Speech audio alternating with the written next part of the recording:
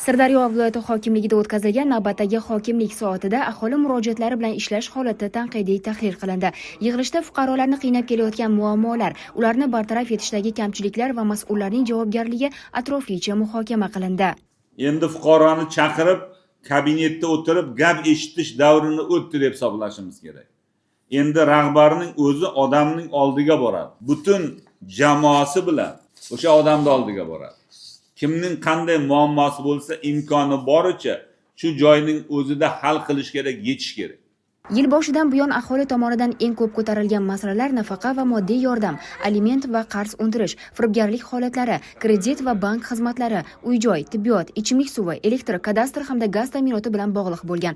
Bu murojaatlar odamlarning kundalik hayotida uchrayotgan muammolar hali ham dolzarbligicha qolayotganini ko'rsatmoqda.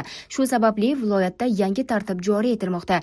Endi odatiy sayyor qabullar emas, balki sayyor xizmatlar kuni tashkil etiladi.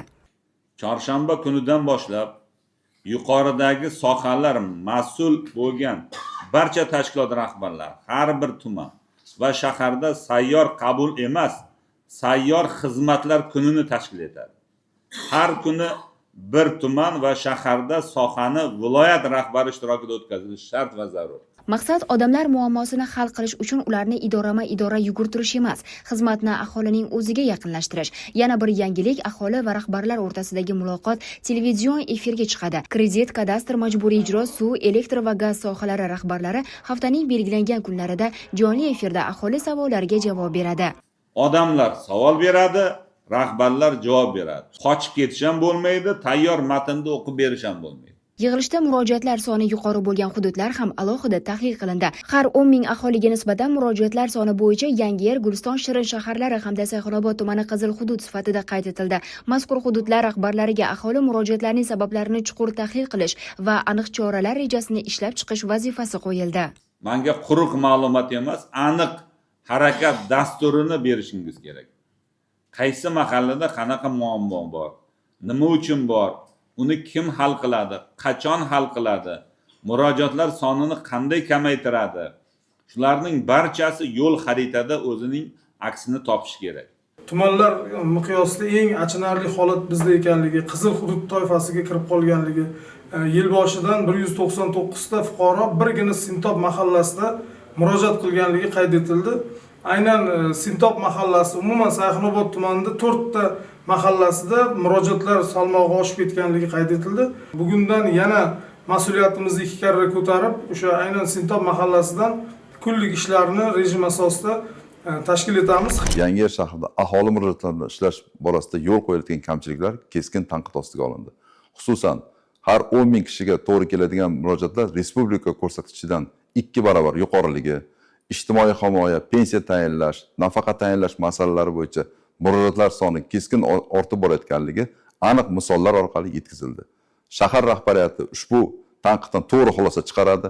Birinchi navbatda shahar hokimi sifatida o'zimga nisbatan bo'lgan talabchanlikni 2 karra oshiraman. Shu orqali Yangiyer shahrida aholi murojaatlari bilan ishlashni yaxshilashni ta'minlayman.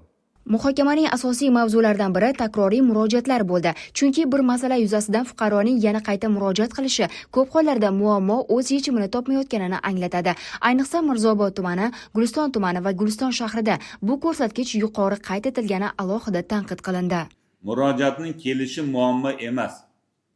Takroriy murojaatning paydo bo'lishi bu boshqaruvdagi kamchilik. Endi har bir takroriy murojaat sohalar, mahallalar va mas'ul tashkilotlar kesimida o'rganiladi. Topshiriqlardan o'zimizga bir qancha vazifalarni belgilab oldik.